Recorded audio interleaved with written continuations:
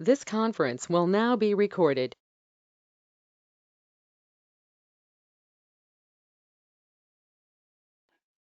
Well, good morning, everybody. I hope you can all hear me. I want to, first of all, thank everyone for joining us this morning for, I believe it's like our 37th stakeholder conference call.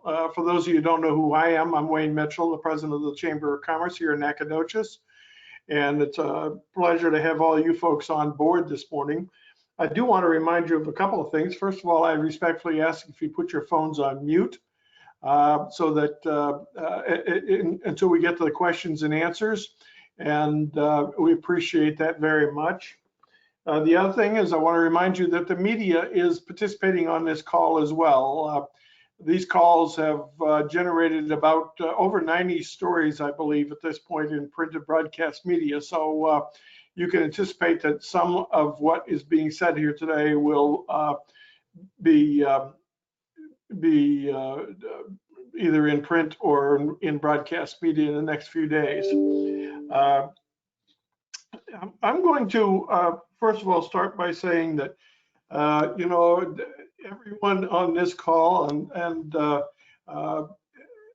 is in exactly the same position as we are here at the Chamber, whether you're in private business or you're running a trade association or a nonprofit organization. We're all in the position of making some pretty serious decisions, and in many cases we are sailing in uncharted waters, where I can personally say in almost 50 years of working in the business and nonprofit community, I have dealt with things in the last year that I've never dealt with in my professional career. It's forced me to think in different ways and to talk to different folks and to gather information so that we can make decisions that hopefully will benefit our members and our community at large. And at the same time, we're all trying to chart a path in an uncertain future. As much as I'd like to think that that COVID-19 influences will magically disappear on January 1st, 2021, the realist in Wayne Mitchell says that it's not really likely that that's going to happen, and that we're going to see different impacts, and we're going to see a different dialogue, and we're going to see different concerns materialize in the next year. I am firmly convinced at this point, after talking to business leaders and people in public policy sector, that next year one of the new dialogues we're going to hear over and over again is the pain and suffering economically that our businesses and our community is experiencing. I'd like to believe that everybody will be back to 2 years ago business routines, but it's probably not likely that that's going to happen for any of the folks that certainly we represent here at the Chamber. That there are a host of things that they're having to deal with, and you know, and these things, you know, are you know, issues like transportation issues and trying to get the supply line opened up and to be able to get inventory in order to construct something in the manufacturing community. It's safe to assume that our public policy representatives in Austin and in Washington are going to be faced with some pretty challenging financial issues as they see a decline in revenue sources from the energy sector and other revenue streams, which is going to impact healthcare. It's going to impact transportation to some extent. And if we're not vigilant, we could see projects come to a halt or slowed, and it's going to require many of us to refocus our resources in order for us to be able to adequately represent Nacogdoches County and certainly the businesses. Our businesses, in some cases, may be a source of revenue for public policy makers to make up as they move forward in trying to bridge the gaps that they're going to experience from loss of revenues here in Texas. And these are just a few of the things that we're dealing with. So in thinking about this call that we initiated way back at the beginning of the pandemic, I have had several of you folks on the call and others indicate to me that you're hopeful that regardless of what takes place with COVID, that we will continue to have a dialogue to share our agendas so that we can eliminate duplication of efforts. Two, that we can identify distressed constituencies within Nacogdoches County, and that we can coalesce in a meaningful way so that we can help our maintain our employment base here in Nacogdoches County and position us for continued investment. And the only way we're going to do that is for us to continue to have a dialogue. So I thought about this in my time of convalescent in the last few weeks. I've had the luxury of being able to lay in a bed and think, which we don't often get. And I came to the realization that maybe the mission and the purpose of this call should be expanded and understand this. I would hope that what I'm about to share with you would be considered initially as a proposal, but I would like your reaction to it. And that is that in a perfect world, I would love to see us change this call from a Nacogdoches COVID-19 stakeholder call to a Nacogdoches County Partner Conference call. And what we'd like to do is I'd like to respectfully suggest we change the format so that you folks, our community partners, and there's people that represent various constituencies, my colleague Sherry from the hospitality industry and Larissa that represents so many different aspects of the Nacogdoches business community. And I see Dr. Bisping and others on this call from SFA and the education community. NIS, Aaron's on here representing Nacogdoches Independent School District. I'd like to think that we can change these calls so that they become more of an information sharing session, and that we can expand the dialogue to include those things that at the moment you believe to be a priority item. A good example would be, having the opportunity to have someone like Betty Rousseau on this call that has such a good ear to the governor's office. When she knows of something that we absolutely need to hear from the governor's office or that we can benefit from, I'm going to invite Betty and all of you on this call to send me a note in advance, hopefully 5 or 6 days preceding the call. Give me nothing more than a paragraph of what you want to share, and what we'll try to do is give you expanded time slot in these calls. I'd still like to keep them under an hour, but hopefully we can get away from repetition and get into those things that really are critical to the growth, and maybe go a little beyond just the focus on COVID. Here's how I envision it would work: that you folks as partners will be asked, if you would, to identify maybe featured speakers. Many of the speakers we've had on previous calls are women and men that I had previous relationships with professionally. And although I still have a pretty good reservoir of people I could call on and ask to speak, you folks have key relationships with women and men in Texas and in Washington that we could benefit. And you have the type of relationship where you can pick up the phone and say, look, would you mind jumping on the COVID call for 20 minutes? And then we'll schedule them in, and you can do the introduction, and we'll record it and handle the logistics aspect of it. And what we do is you send us a note, tell us who the speaker would be. We'd ask you to contact them. They'd be given 20 minutes to share their messages or the information about their industry or their program. We'll ask you to provide, we'd ask the featured speakers to provide 5 additional minutes.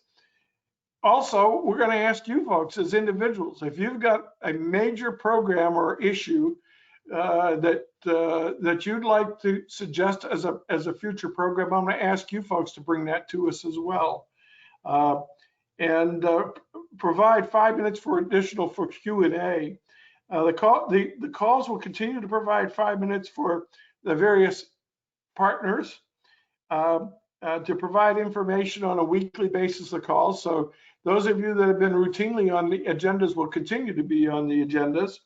I want to remind you that the media will be on the calls, so anybody that you invite to participate should be we should let them know in advance that the media is monitoring these calls and they can anticipate some type of coverage as a result of what they contribute. I will tell you that in other chambers around the country, I've found that we're the exception rather than the rule on these types of calls, where they have, I find it difficult to believe they've excluded the media from calls, from participating in the calls. At the onset here, I was hopeful that the media monitoring our calls would help us get our messaging out well beyond these forums. And I've got to tell you that between the Daily Sentinel and KTRE, we've accomplished that goal. It has exceeded my wildest expectations. And in fact, what you folks have shared has been communicated to thousands of people in Nacogdoches County and other areas, and Lufkin and Angelina, as a result of the good work that Nicole and Josh and Donna have done. And I can't thank them enough. But we want to remind any presenters on the call that the media is on the call, just so that they're aware of that in the interest of full disclosure. I want to tell you that we'll attempt to keep the calls, again, under 1 hour in duration. So I appreciate if you don't have anything to report, that's fine. It will keep you on the agenda and bring you back when you do have something to report. But really, that's the message that I wanted to deliver to you folks this morning. The reason that we're kind of pivoting on this call is because I think next year we're going to deal, starting in January, the first week in January 2021, we're all going to be dealing with a whole different set of issues. And I think the vast majority of them for us here at the Chamber will be economic, if you want to know the truth of the matter. And I think this is our best way of coalescing our resources so that we can adequately represent the women and men that are here in Nacogdoches County.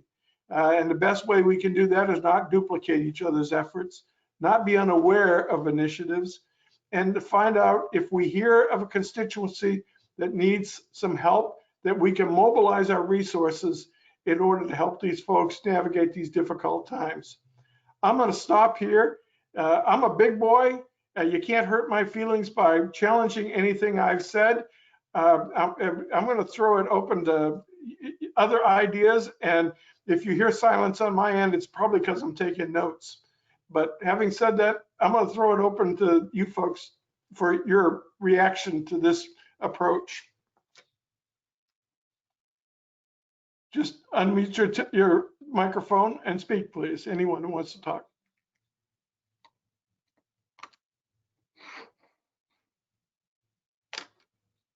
Not all at once.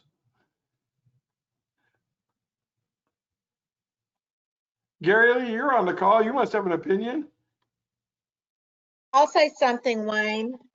First of all, I want to say thank you for putting these calls on. I think it's helped both all the media tremendously on getting story tips that we may not have heard about otherwise. I see where you're going with this, and I think that's great. I'm hoping, though, it won't be too premature on the COVID issue with the vaccines coming out.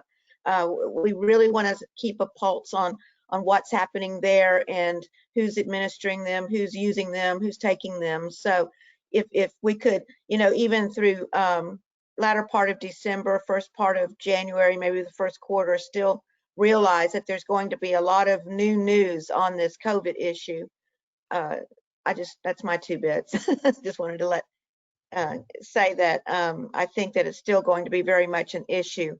But as far as, if the other participants will bring ideas and bring information to the table, I think this will work greatly.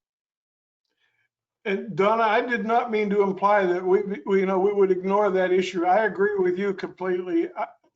I have great concerns that we're not going to see immediate relief based on what the media reports and others in terms of the COVID issue, probably until at the earliest April, and probably based on what I hear on the media, more May and June on a local basis. So I'm not suggesting for a moment that if anybody has something to contribute as it relates to COVID, that they not bring that to the call. And I'm glad you pointed that out. That's a really good point. Okay, thank you again. Thank you, Donna. Other observations?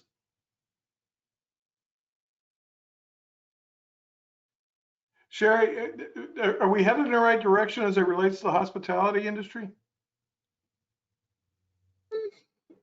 You know, I think so. I think specifically for hospitality, there's going to be a redefinition of the status quo, and with safety and best practices and potential impact of vaccines and who's choosing to take part in that and not. So, you know, we remain in this position so that we can flex where we need and adjust accordingly. So we're still really fluid, but I think certainly I understand from the purposes of the chamber and your mission and the directive in the needs of the community. I think this is a good answer to that, and that's not to say that, you know, we get in the middle of it and find ways to tweak it along the way, but I support you 100%. Thank you, Sherry. You know, and following up on that, Sherry, I've got some concerns about, you know, revenue streams for us on a local basis as it relates to, you know, hospitality industry promotion, loss of revenues on tax dollars that we're generating locally. I don't think that, I think the folks in Austin, when they see declining revenue sources, are going to be forced to look at new revenue streams. And to some extent, I think some of our constituents, our business areas have some degree of exposure. Advocacy is going to be very important, I think, in the next 8 months for us. Oh, 100%. And, you know, it's always important to be reminded of the economic impact that tourism has specifically for us here in Nacogdoches. Annually, we average around $2 million in local sales tax receipts that are directly due to direct traveler spending. It's our visitors that come in with their disposable incomes that help keep most of our businesses here afloat, just, you know, because of the baseline medium income of residents here in Nacogdoches County. So yes, what we do is fun over here, and, you know, we hand out maps and brochures and get to have fun with people, but it's I think it's easy to quickly lose sight of the need for tourism in Nacogdoches. And so these Airbnbs and our hotel partners, restaurants and things like that, they're feeling the hit. And, you know, the Fredonia is a great example. It's an outstanding property. It gets tons of regional and national acclaim and unsolicited write-ups. Everybody loves it.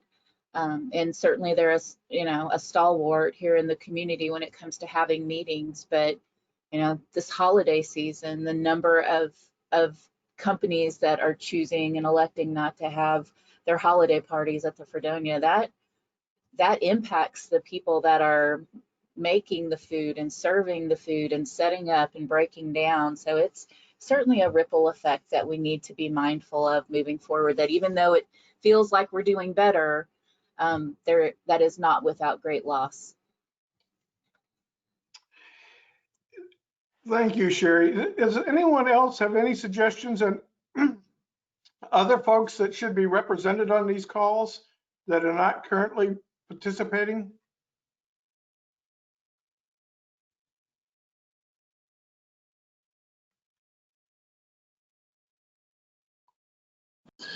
Hey, Wayne, I tried to jump on when you called me out like you do, dang it.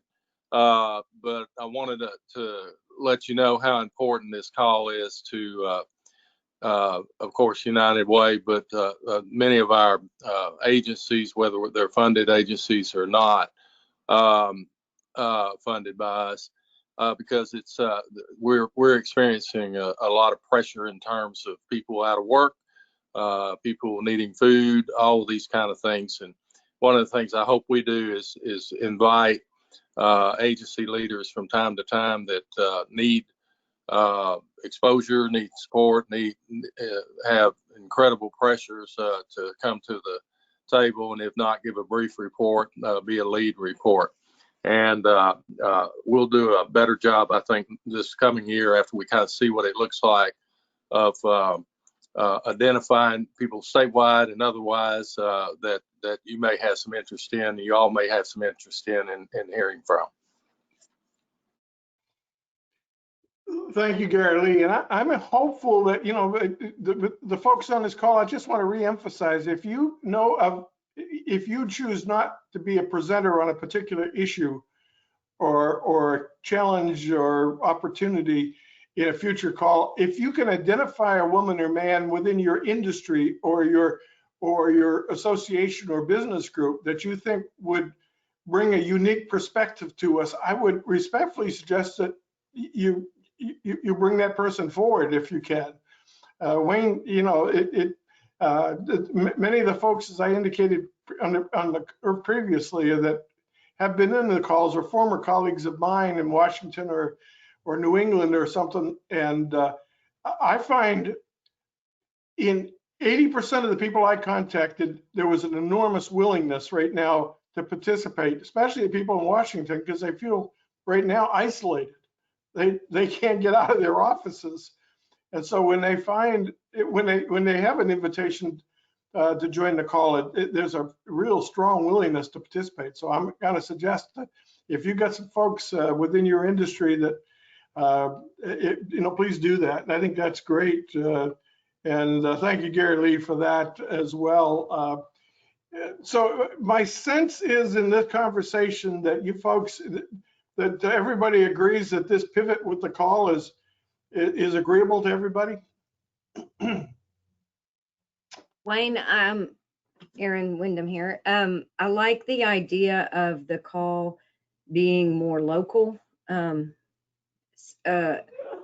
especially if we're migrating away from COVID as the main topic. You've had some great presenters with really timely information to deliver, and that's been so important. But if you're making this pivot or change, the idea of making it local, our own people who have something to say to everyone. Also, I feel like that sort of brings with it a spirit of collaboration among leaders and people, anyone with input. And I like the idea. It feels more like working together rather than just being a sponge and soaking up some information. So that's my opinion. Erin, what you said, I think, is critically important, is that we can't be successful if we all operate in silos. The chamber's not going to solve everybody's problems. NEDCO is not going to solve everybody's problems. The CVB is not going to solve everybody's problems. But if we can coalesce our resources and our messaging, and resources for me break down into 3 areas for my chamber: financial, volunteer resources, and program resources. If we can coalesce our resources together, this group here can be a powerful force to deal with. And at the same time, you know, I'll be honest with you, I think we're missing an opportunity not to have a stronger relationship with our colleagues in Lufkin and Angelina County. Many of the challenges that they have, we have. We're all dealing with essentially the same problems, with the exception of maybe 1 or 2 others. it can't be just SFA all by themselves advocating for SFA. It's got to be all of us advocating for SFA. In public education, I think you're at risk based on funding next year. Why? Because the people that are funding you are telling us they're going to have less money to pay for education next year. Well, they're either going to make cuts or they're going to tag the rest of us again. And that's the reason I'm respectfully suggesting we all need to coalesce and unite our resources in order to do it. You know, a fellow I worked with once said, I don't care how it gets done or who does it, as long as it gets done. And I think there's something to be said for that. And this is a powerful group of women and men on this call, if we unite and work together on a common agenda. So, and hopefully this call can help facilitate that. Any last thoughts?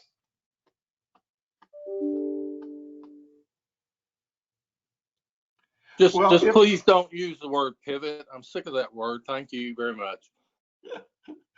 Okay, I'll come up with something else, Gary Lee. Although I really like pivot. That's really cool. So, but moving right along, let's move on with the regular agenda today.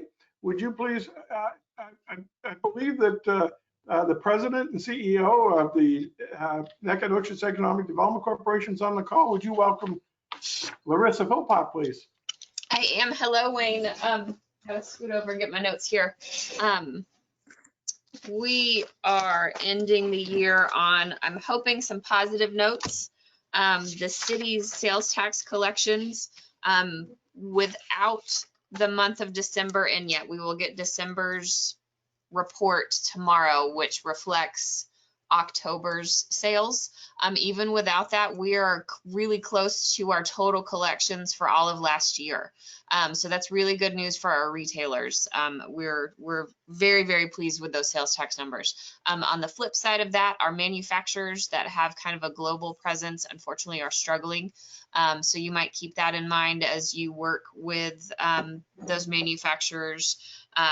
The ones that have a US presence only seem to be doing slightly better than those that have a presence across the world, because a lot of places in Europe and the Middle East have completely ceased construction. So that's been a little bit of a struggle. The city council did approve the second to last round of small business loans. That seems to have been a really, really good thing for our small businesses.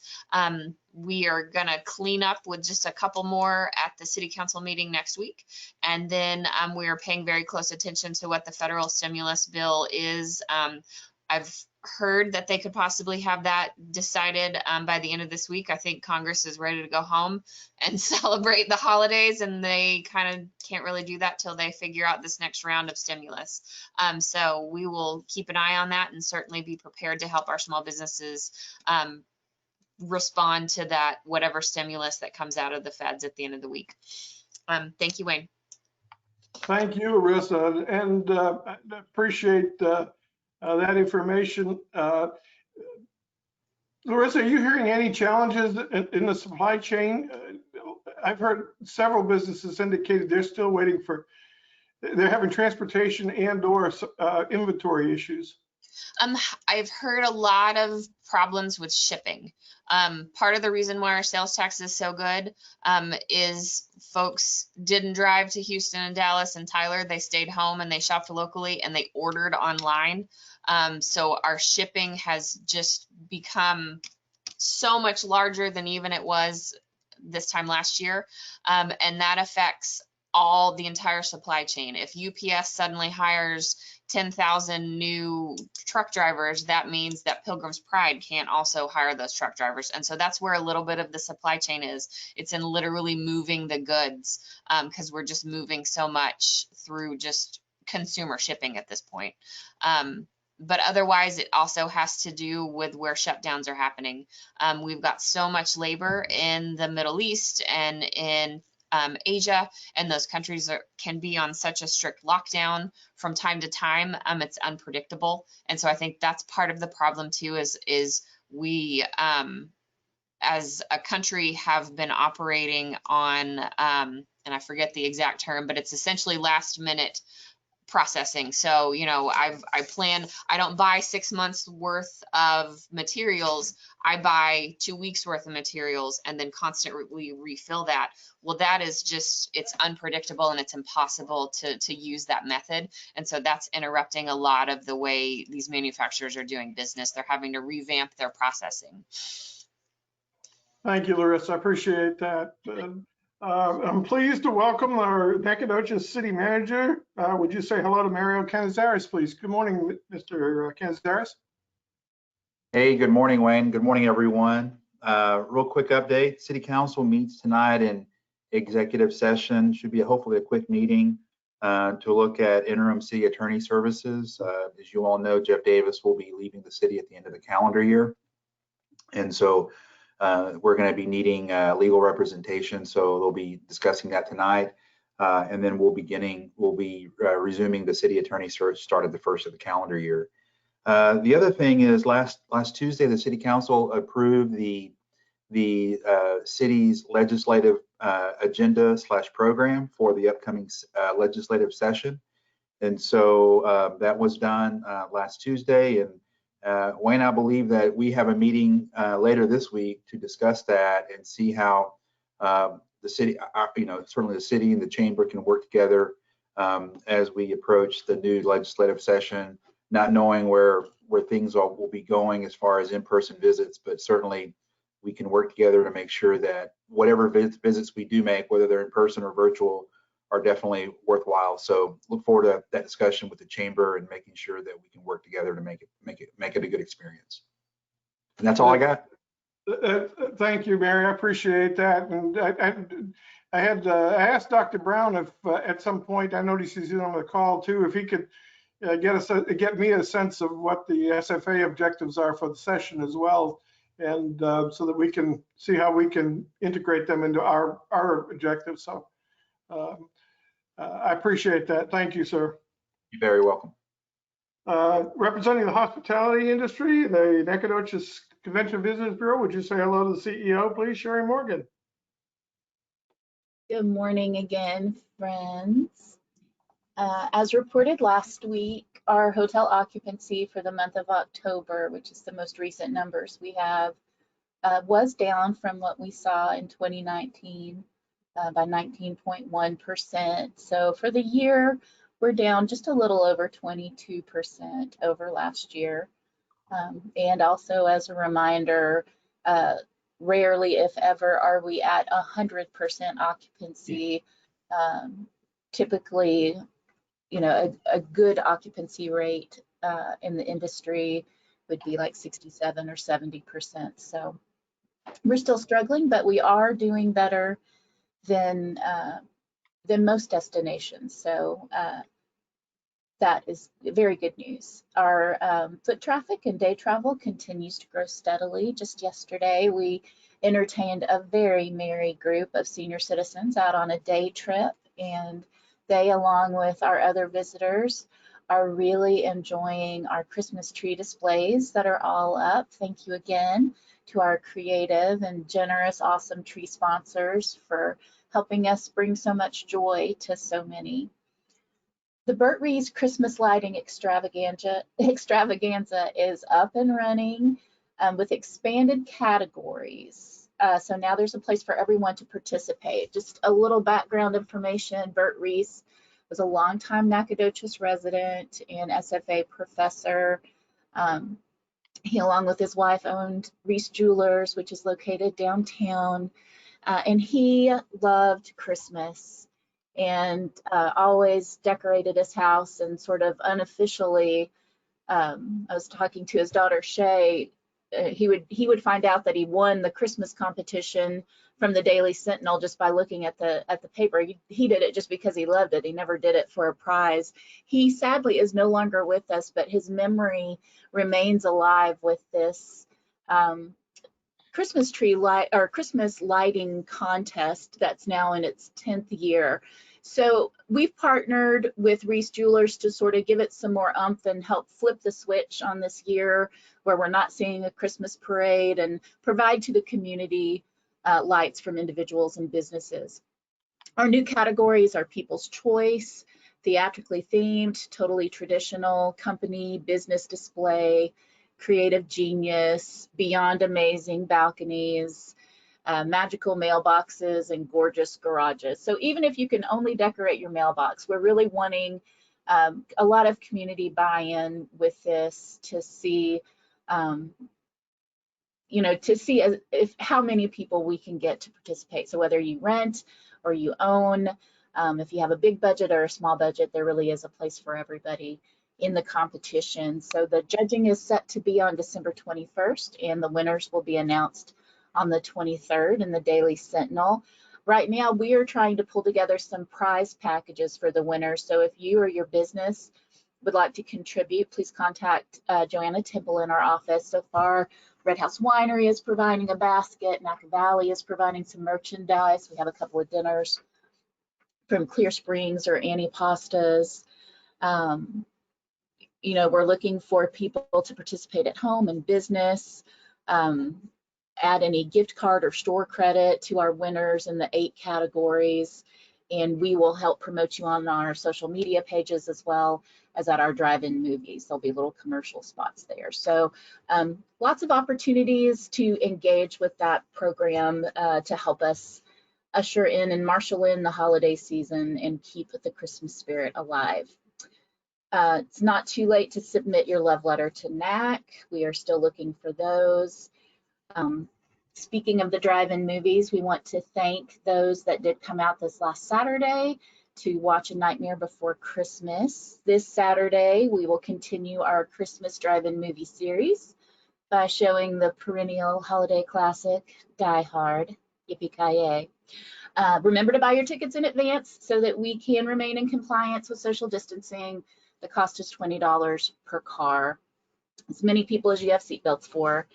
And then lastly, next to lastly, on New Year's Eve, join the CVB as we cast our cares away with a ceremonial lantern release. Lanterns can be purchased from the CVB for $5, and you write down a worry or a concern on the lantern, and you can leave it with us to release on your behalf, or join us on Christmas Eve to safely and socially distantly usher in a new year with new hope and new promise. That should be a really beautiful event, and just another way for our community to safely come together. And now lastly, I want to thank everybody on this call, as well as those that are on your front lines in your businesses. You are doing a great job and showing up as your very best selves every day. And are just showing a continued commitment to ensuring that Nacogdoches remains to be a welcome sanctuary for her residents and visitors alike. So I see you and I see your hard work, and I appreciate it, and it makes a difference. So keep doing what you're doing and have a great week. Thank you, Sherry, and thank you to your talented staff for all you're doing to keep Nacogdoches on everybody's minds. We very much appreciate it. Representing the Office of the Governor, would you say good morning to Betty Rousseau, our regional representative? Good morning, Betty. Good morning, everyone. And man, is Sherry a hard act to follow. She's always so full of good news, and she just is such a good person, and I just always love to hear what she has to say. I just wanted to start off. I was in a webinar just this last week, and what I thought was some good news. It was a state of the airports, and so Bush International was involved, as well as United Airlines and Southwest Airlines. United said that the day after Thanksgiving, 24,000 people went through the airport, and since then around 20,000 per day. So that was good to hear that people are starting to fly again. And they gave their safety protocols, and it was really good to hear what all they're doing to keep those people safe. So just wanted to share that. Received a media advisory this morning. The governor is to participate in the White House COVID-19 vaccine governors panel today. He'll be participating with the Tennessee Governor Bill Lee, Louisiana Governor John Bel Edwards, and Florida Governor Ron DeSantis. That will be at 1 o'clock Central Time. Though that's the vaccine summit begins at that time, and the governor's panel will begin at 3 o'clock. And if you're interested in that live stream, let me know and I can put the link into the chat.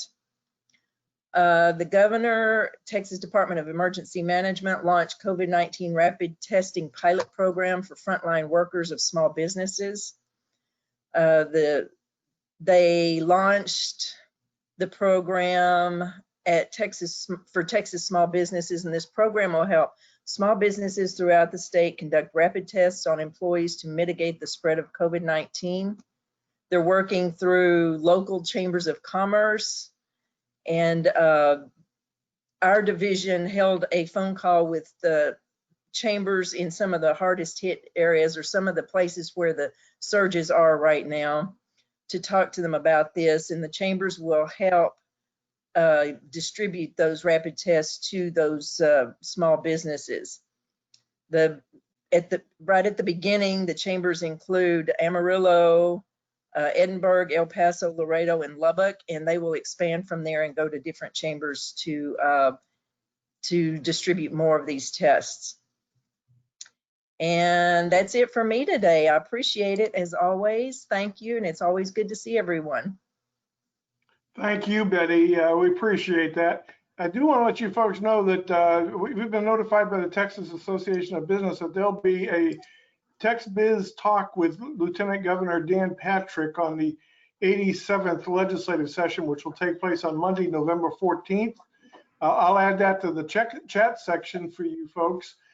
Feel free. I did distribute that memo to the board, my board of directors this morning, but if anybody else wants it, let me know, and I'll send it over to you for you to invite your own colleagues to participate. It'd be a good peek into what we're going to deal with. And speaking of public policy, I don't believe that either Senator Nichols or Representative Clardy's on the phone. I do see Jerry Jones. Jerry, is there anything to report?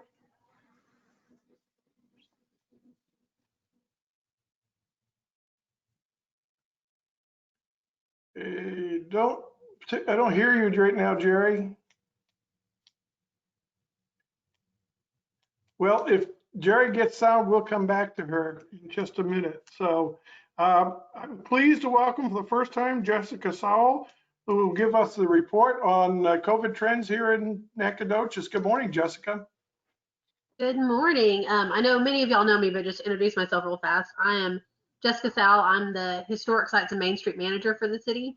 But with Amy Mahaffey's departure from the city to pursue teaching at SFA, I've been asked to step in as kind of our COVID PIO. So I'll be here to give y'all updates whenever you'd like them.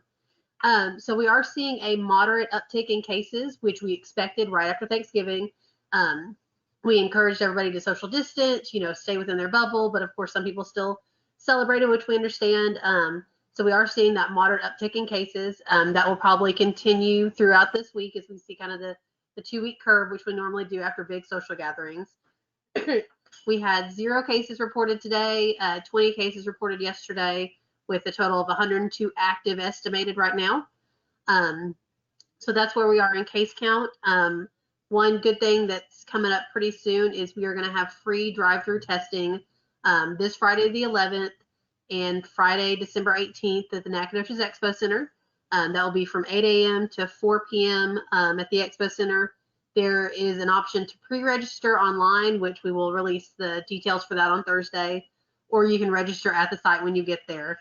So it'll be a free testing for anybody that thinks they may be exposed or have symptoms, want to come get tested, they can do that.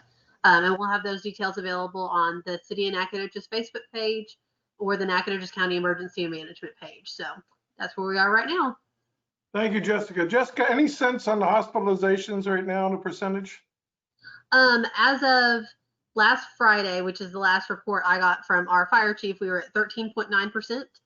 And that is for our hospital district, so not just in Nacogdoches, but for our East Texas district. And my understanding is that the percentage that we need to be concerned about would be 15% as it relates to properly ratcheting down occupancies and things. Yes, that's correct. If we hit the 15% for 7 continuous days, that's when the governor's orders kind of kick back in as far as reducing occupancy. We're not there yet, and of course, we encourage everybody in Nacogdoches to wash your hands, social distance, 6 feet away from each other, because we're worrying about ourselves, but also our other East Texas counties, because it's not just our percentage we look at, it's our whole hospital district, which is several counties. So yes, we're hoping we don't get to that 15%, but we've done it before in the past, over the summer, but we were hoping we don't get there. So please continue to, stay in your little bubble, wash your hands, do your social distance as much as possible. Well, I think your reminder is certainly appropriate. We all have a dog in that fight, and we need to reinforce the messaging that you're doing and remind people about the necessity of washing your hands and wearing masks as well. And we'll do everything we can to reinforce your message. Absolutely, I appreciate it. Good morning, Les Linebarger, our Communications Director for the Nacogdoches Independent School District. Good morning, Les. Good morning, Wayne. Thanks for having me on. It's good to see everyone. I just want to let you know that beginning next week, Nacogdoches ISD will start contacting parents of distance learning students who are encountering problems with grades and attendance and asking them to plan on returning to face-to-face instruction on January 25th. We made this announcement yesterday so our parents will know what's coming. The actual letters to a parent regarding a student will begin going out next week. Distance learning is going to continue for the district. The district isn't ending its virtual learning option, but the change for some of our students is acknowledgement that for some of them, face-to-face instruction is the best way to go. You may also wonder about the odd start date of January 25th. We want to provide parents with ample time for this change, so we decided to make the changeover date the start of the new semester. And while students return to class on Tuesday, January 5th, following the Christmas break, because of the way our calendar was adjusted back at the beginning of school, our fall semester will actually extend beyond Christmas this year, ending on Friday, January 22nd, and the new semester will start January 25th. You can find this announcement on our website at nacisd.org. And also, Wayne, just to say that it's been one odd year for all of our school-related activities is really one more understatement. But our Dragons football team qualified for the playoffs this year and will meet Huntsville Friday night at Madisonville High School for a Class 5A by-district playoff. You might remember back at the start of the football season, our team got put on quarantine for a couple of weeks because of COVID-19 cases, but they deserve credit for maintaining their focus this season, and they're playing their best football right now, right here at the end of the season. But that's all I've got, Wayne. I'd be happy to take any questions. And Les, I would call your attention to the chat section. Our friends from the Workforce Solutions, the DP section, to everyone. It says that the TWC has released an RFA dual credit and technology equipment only grant for ISDs to apply. So you might want to take a peek at that section. Okay. Thank you. On the chat sections. We appreciate that. I'm going to add somebody to the agenda to see. I know she's great on her feet, and she's one of our important colleagues. And Anita Scott, good morning from the Nacogdoches Expo. Anything going on up there? Good morning, everyone. Well, this is kind of our slow time of the year. Of course, with COVID, it's really slow, but we are getting the barns ready for that drive-through COVID testing that Jessica was talking about earlier. We were about to start getting the barn ready to hopefully get back to hosting some of the youth rodeos, but because they want to do the drive-through testing, we've held off on putting stalls up, and we're just going to hold off on that until after the last COVID testing on December the 18th, and then we will move forward with getting our barn set up, and then maybe in February we will be able to start hosting some more of those youth rodeos that brings in some people and stuff. And of course, we will be doing all the COVID testings, COVID distancing and all that kind of stuff, and making sure that people are abiding by that. And but also, I just came back from Fort Worth. I don't know if any of y'all are rodeo fans, but in Fort Worth, they're hosting the National Finals Rodeo. And that was very encouraging to see, because, you know, we're getting ready for our rodeo hopefully in March, and to be able to see them pulling it off. And the mayor of Fort Worth she came to the PRCA convention and was one of the keynote speakers, very supportive of the rodeo. And Governor Abbott was at the rodeo, and he welcomed all of the rodeo fans to Fort Worth. So that's very encouraging for us, because we're getting ready for the rodeo in March, for the Nacogdoches Pro Rodeo and Steer Show in March. And so seeing them be able to do it, and you know, and it gives us hope that we'll be able to have our rodeo, and we can move forward with getting things ready and approaching all of our businesses for sponsorships and support. And we know that it's going to take more people to be able to pull it off. So we hope that we have the support of the Nacogdoches community, and getting ready for that event. And so that's some of the things. That's what we're working on right now. Also, December the 16th, Love Inc. will have their Cheers Blessings. So they'll be distributing toys out here at the Expo Center on that day to underprivileged families. So that's one of the other things that we're getting ready for. But other than that, that's kind of all we're doing out here. Just, you know, clicking along. Well, it's great to have you back on board, Anita, and we're all anxious to get that rodeo back in place as well. It's an awful lot of fun. I know it's an awful lot of work as well, but it'd be great. I hope so. Anybody else have anything to contribute that would like to offer? If not, just a couple of things I'd call your attention to. We do have a ribbon cutting tomorrow on the 9th at 10 a.m. at the New Sunshine South. We hope you'll join us for that. On the 10th, we're going to have an Eggs and Issues program where my chairman of the board, Ted Smith, and I will be laying out the future of the chamber here in the next 8 months as we transition into a new year. We'll have a ribbon cutting at 11:30 a.m. on the 10th, which will be at Empower Yoni Lounge.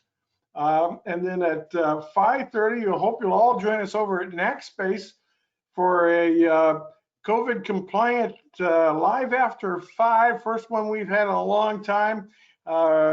Bring your body and your mask, and be prepared to enjoy yourselves at that big event. And I'm confident that that's going to be a big event. And I want to thank all of you folks again for joining us today, and thank our presenters. Please remember that I will be distributing to all of our partners the new conference, Nacogdoches County Partner Conference call summary sheet, the one that I put together here that I articulated earlier in the call. And hopefully, if you've got suggestions for future presenters and a willingness to contact them on our behalf, I'd welcome that information, and we'll go from there. And with that in mind, ladies and gentlemen, we are adjourned. Have a great week, and thank you for joining us.